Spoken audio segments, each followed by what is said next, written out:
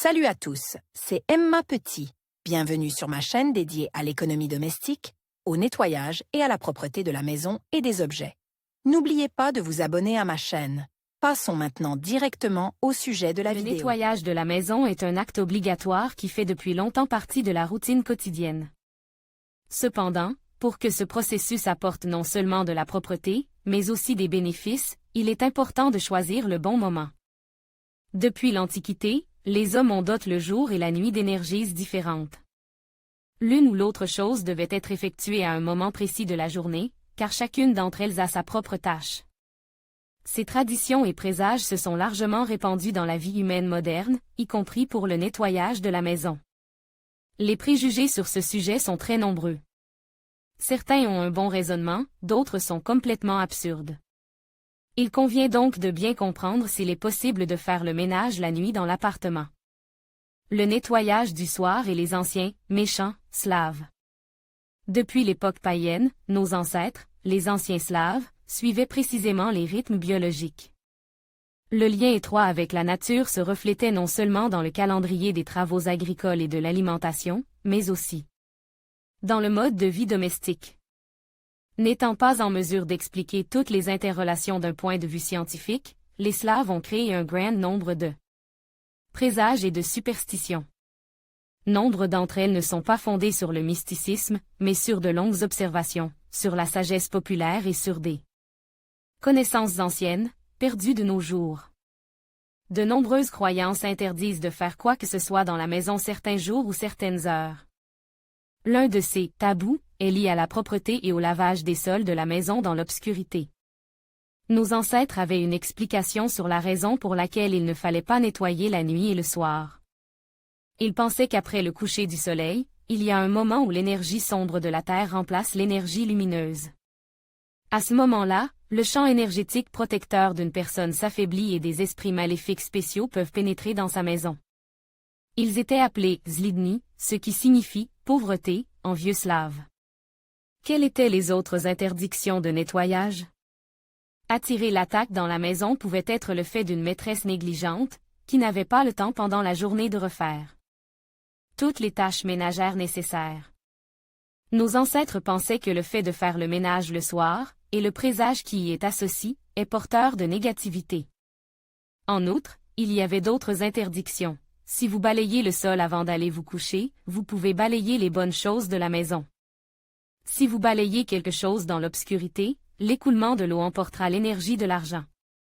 Si vous prenez le balai immédiatement après le départ des invités du soir, les relations avec eux se détérioreront. Si l'on sort les ordures de la maison le soir, on peut causer des pertes dans les affaires. Il est interdit de laver ou de balayer le sol lorsque quelqu'un entreprend un long voyage. De cette manière, on peut faire en sorte que le voyageur n'arrive pas au bon endroit. Pour maintenir la prospérité dans la maison, il ne faut pas balayer avec différents balais ni laver le sol avec différentes serpillières. Il n'était permis de secouer les miettes de la table après le dîner qu'avec une main dans la paume de la main ou une sorte de plat. Pour les donner aux oiseaux dans la rue pendant la journée. L'accomplissement de ce rituel promettait prospérité et bonheur dans la maison. Au contraire, la maîtresse de maison pouvait nourrir les méchants, en essuyant les restes du repas du soir avec une serviette sur le sol. Attention! Pour nos ancêtres, faire le ménage le soir était un présage qui annonçait non seulement la pauvreté et de graves pertes matérielles, mais aussi des scandales dans la maison. Il est très probable que cette observation était basée sur l'expérience de plusieurs générations. Étiquette moderne de la mise en ordre de la maison. Après avoir traité des présages populaires, il convient de passer à l'époque actuelle. Les traditions et les superstitions qui nous viennent du fond des siècles ne disent pas s'il est possible de passer l'aspirateur le soir dans l'appartement. C'est normal, car même il y a 100 ans, un tel appareil n'existait pas. Que doivent donc faire les ménagères d'aujourd'hui? Les recommandations des experts en matière de propreté n'ont pas éludé la question de savoir s'il est possible de passer l'aspirateur le soir dans l'appartement. Afin d'éviter les querelles et les malentendus, il est préférable de reporter au matin les tâches ménagères qui impliquent des bruits parasites. Les appareils ménagers tels que les machines à laver et les aspirateurs font parfois beaucoup de bruit. D'une part, cela peut empêcher un membre de la famille de se mettre à l'écoute pour se reposer. D'autre part, le bruit des appareils fonctionnant à un mauvais moment peut provoquer le mécontentement des voisins qui souhaitent également se détendre et se reposer après le travail. Important, dans les maisons modernes, le nettoyage est presque toujours effectué à l'aide de produits chimiques. Ceux-ci dégagent souvent des substances volatiles et des arômes qu'il n'est pas souhaitable de respirer avant d'aller se coucher. Cela peut entraîner des insomnies et des maux de tête. Adaptation des anciens présages. Les échos des anciennes superstitions se font encore entendre de nos jours. De nombreuses personnes essaient de ne pas balayer les sols après le coucher du soleil et de ne pas passer l'aspirateur, croyant que elles balaient l'énergie favorable de la maison avec les déchets. Cependant, le rythme de vie moderne, avec le travail après les heures de bureau et les embouteillages, dicte ses propres règles. Les ménagères modernes sont donc souvent confrontées à un dilemme. Est-il possible de faire le ménage le soir ou de tout remettre au matin? Pour ne pas contredire les traditions des ancêtres, vous pouvez trouver un compromis. Par exemple, balayer les sols, puis rincer le balai. C'est exactement ce que faisaient nos ancêtres dans les situations extrêmes. Ils pensaient qu'ils lavaient avec un jet d'eau la force impure qui pouvait s'accrocher au balai. Peut-on passer l'aspirateur le soir? Tout à fait, à condition qu'il ne soit pas trop tard. Dans ce cas, il vaut mieux secouer la saleté du sac le matin. Parfois, il est urgent de vider la poubelle le soir. Dans ce cas, il est préférable de ficeler son contenu dans un sac et de le laisser à la porte pour qu'il soit jeté sur le chemin du travail.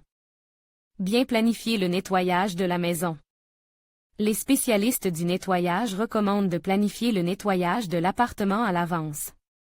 Une répartition rationnelle des tâches ménagères à un moment opportun de la journée et à des jours appropriés donnera des résultats tangibles.